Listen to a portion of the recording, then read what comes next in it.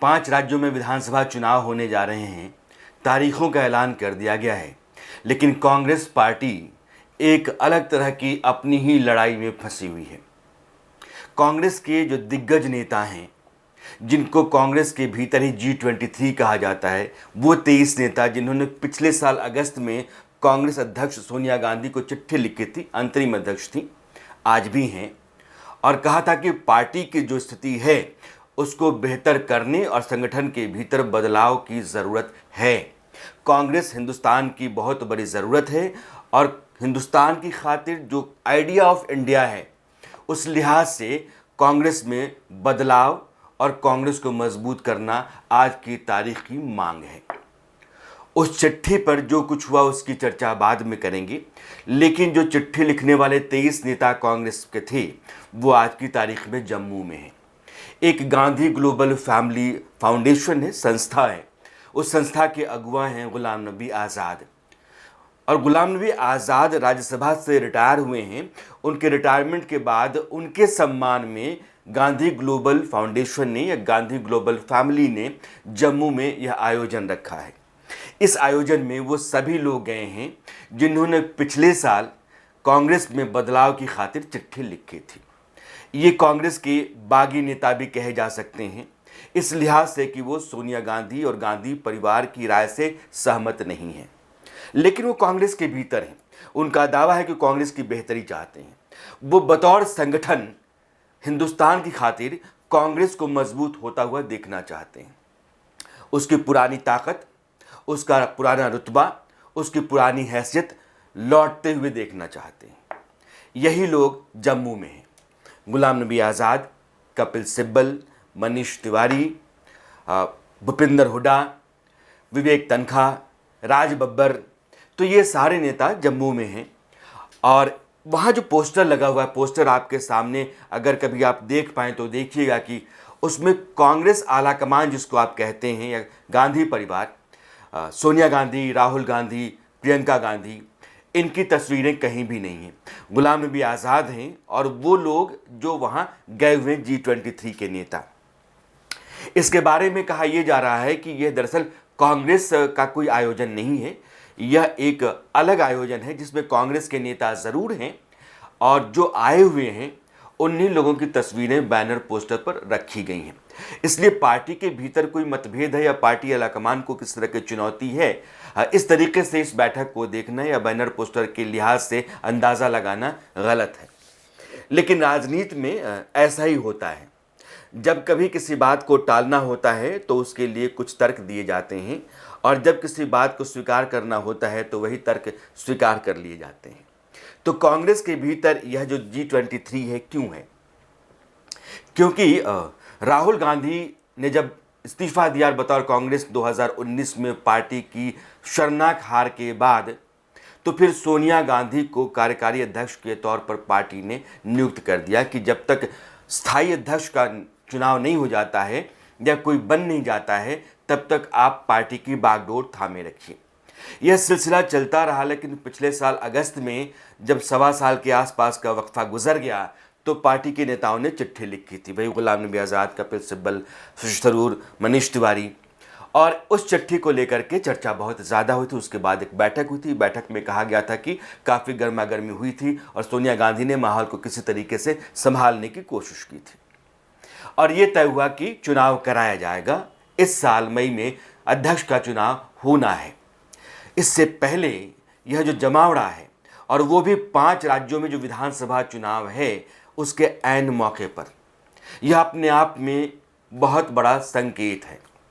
और वो ये है कि कांग्रेस के भीतर कांग्रेस का एक बड़ा धड़ा जो कांग्रेस के दिग्गज नेताओं से बना हुआ है, वो कांग्रेस में बदलाव चाहता है। वो दरअसल चाहता है कि पार्टी का अध्यक्ष गांधी परिवार से ना हो, बल्कि गांधी परिवार से बाहर का हो। और गांधी परिवार से बाहर का हो तो गुलाम नबी आज़ाद चूँकि आज की तारीख में अगुवा हैं, उनकी सदारत में यह बैठक है, उनके सम्मान में यह बैठक है, और सभी नेताओं का जो बयान रहा है उसका लब्बो-लुबाब ये है कि कांग्रेस लगातार कमज़ोर होती जा रही है। गुलाम नबी आज़ाद साहब अनुभवी नेता हैं, इंजीनियर हैं, और ये जो भी 23 नेता यहाँ हैं ये सब के सब गांधी हैं। और ये जो G23 है वो गांधी 23 है। कुल मिलाकर के कांग्रेस का सिद्धांत, कांग्रेस का संस्कार और कांग्रेस के भीतर जो नेता हैं वो कांग्रेस की भलाई चाहते हैं और इनका इशारा इस बात की तरफ है कि कांग्रेस में अब अध्यक्ष के तौर पर बदलाव की ज़रूरत है। सोनिया गांधी ने चुनाव के लिए जो बंदोबस्त किया है अभी तक, वो इस बात का संकेत दे रहा है कि सभी प्रदेश इकाइयाँ और कांग्रेस जो केंद्रीय कांग्रेस इकाई है वो, उसमें स्थितियां ऐसी हों कि बिना किसी विरोध के राहुल गांधी का चुनाव हो जाए और राहुल गांधी फिर से कांग्रेस के अध्यक्ष बने। कांग्रेस के भीतर यह जो अभी आमने सामने का संघर्ष है वो बंगाल के चुनाव में साफ साफ दिखता है। अगर आप बंगाल में जाएंगे तो बीजेपी और टीएमसी के पोस्टर, बैनर आपको सभी शहरों में नजर आएंगे, लेकिन लेफ्ट और कांग्रेस जिसका गठबंधन है, इन दोनों दलों के बैनर, पोस्टर आपको कहीं नहीं दिखते हैं। ये तैयारी है कांग्रेस की। पार्टी का जो बड़ा नेतृत्व है वो बंगाल में आपको नज़र नहीं आया होगा। अभी यह भी तय नहीं है कि सीटों का जो बंटवारा होगा वो किस तरीके से होगा, यानी कि सब कुछ आधा अधूरा है। और यह जो G23 है उनका कहना है कि यही स्थितियां जो हैं पार्टी को लगातार कमज़ोर करती गई। बिहार चुनाव के नतीजों के बाद भी इन लोगों ने आवाज़ उठाई थी और बार बार जिस तरीके से पार्टी अलग अलग तरह के चुनाव अलग अलग राज्यों में हारती जा रही है, कमज़ोर होती जा रही है, उसका एहसास होता जा रहा है। यह मौका, यह समय इस बात की मांग करता है कि बदलाव हो, उनकी मांग सुनी जाए। यह ठीक है कि वो कहते हैं कि ये कांग्रेस की बैठक नहीं है, लेकिन है ये बैठक कांग्रेस के लिए ही। और मैंने जो बात पहले कही कि गुलाम नबी आज़ाद को ऐसा एहसास होने लगा है कि ये सभी लोग चाहते हैं कि अध्यक्ष बनाया जाए, पार्टी की कमान उनके हाथों में सौंपी जाए। अनुभवी नेता हैं और प्रधानमंत्री नरेंद्र मोदी भी उनकी खातिर संसद में आंसू बहा चुके हैं। एक सर्वमान्य नेता हैं और उनको कांग्रेस का अध्यक्ष बनाया जाता है तो उनकी अगुवाई में पार्टी बेहतर कर सकती है। लेकिन पार्टी के दिग्गज नेताओं और कांग्रेस गांधी परिवार के बीच यह जो स्थिति है ये एक बार 1969 की तरफ ले जाती हुई सी दिखती है। उस समय इंदिरा गांधी सत्ता में आई थी। लाल बहादुर शास्त्री के निधन के बाद 1966 में उनको किसी तरीके से प्रधानमंत्री बनाया गया है, मान करके कि वो सब कुछ मान लेंगी जो उस समय का सिंडिकेट कह रहा था। जैसे अभी G23 मान लीजिए, उसी तरीके से कुछ दिग्गज बड़े नेताओं का एक सिंडिकेट हुआ करता था जिसमें कामराज थे, मोरारजी देसाई थे, निजलिंगप्पा थे। तो इन सब नेताओं का जो समूह था वो कांग्रेस चला रहा था और वो चाहता था कि सरकार अगर इंदिरा चलाएंगी तो वो उनके मुताबिक चलाएंगी, कमान उनके हाथ में रहेगी। इंदिरा ने धीरे धीरे महसूस कर लिया कि अगर इनके मुताबिक हम चलेंगे तो हम आगे बढ़ नहीं सकते हैं, ना पार्टी मेरी रहेगी न सरकार मेरी रहेगी। 1968-69 के बीच में जो ये G5 उस समय का था या सिंडिकेट, उसने ये लगभग तय कर लिया था कि इंदिरा गांधी को सत्ता से हटा दिया जाए, प्रधानमंत्री अब वो नहीं रह सकती हैं। और एक चिट्ठी जो कामराज की थी, मोरारजी से को उन्होंने लिखी थी, उसमें इस बात का इशारा था कि इंदिरा का बतौर प्रधानमंत्री रहना ठीक नहीं है, वो सरकार नहीं चला सकती हैं। इंदिरा गांधी को यह अंदाज़ा हो गया था, उनको यह जानकारी हो गई थी और वो अब सीधे टकराव की स्थिति में आने का मौका ढूंढ रही थी। और यह मौका मिला राष्ट्रपति चुनाव में, जब जाकिर हुसैन साहब का इंतकाल हुआ। राष्ट्रपति जो ओहदा पर रहते हुए नहीं रहे, यानी कि उनकी मृत्यु हो गई जाकिर हुसैन साहब। उसके बाद चुनाव हुए। चुनाव में जो सिंडिकेट था वो ये चाहता था कि नीलम संजीवा रेड्डी राष्ट्रपति पद के उम्मीदवार हों और इंदिरा गांधी को यह पसंद नहीं था। बावजूद इसके उनको कांग्रेस ने उम्मीदवार बनाया और इंदिरा गांधी को यह बहुत ही नागवार गुजरा कि जिस आदमी के नाम पर मैं तैयार नहीं हूं, उस आदमी को राष्ट्रपति पद का उम्मीदवार सिंडिकेट ने बनाया है। इसके बाद इंदिरा गांधी की नज़र वीवी गिरी पर गई। एक परंपरा रही थी कि जो उपराष्ट्रपति था वही राष्ट्रपति हो रहा था, लेकिन वह परंपरा टूट रही थी।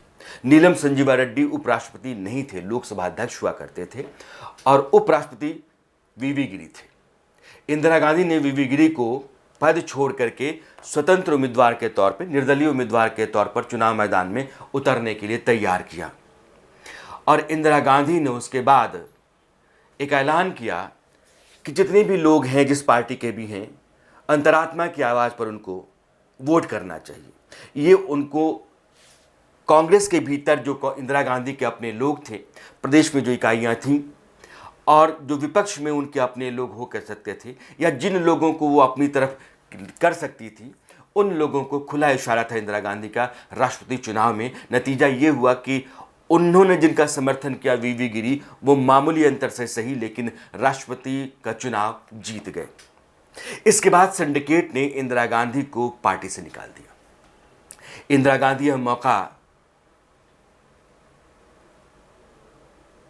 लगभग इंतजार में थी और उन्होंने नई कांग्रेस बना ली।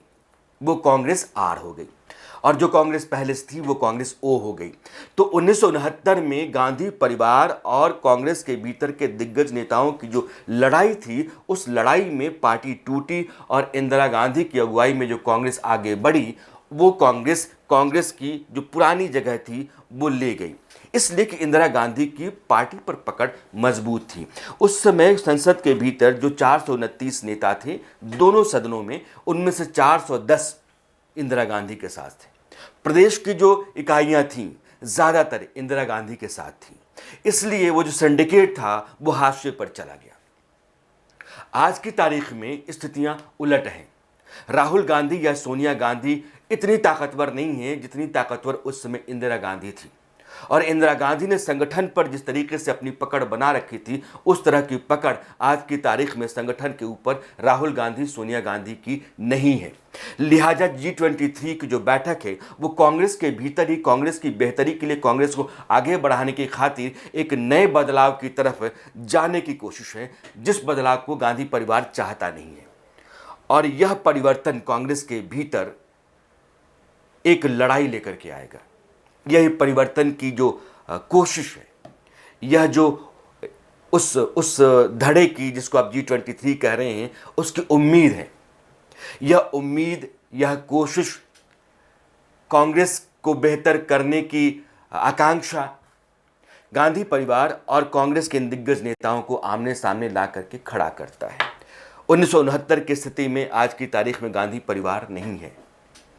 देश में 5 राज्यों में विधानसभा चुनाव हैं, संकट की घड़ी है, और कांग्रेस अपने पूरे इतिहास में अभी तक 125 साल से ज़्यादा का समय गुजर गया है, सबसे नाजुक, अहम और आप यूँ समझ लीजिए कि क्रुशियल फेज में है।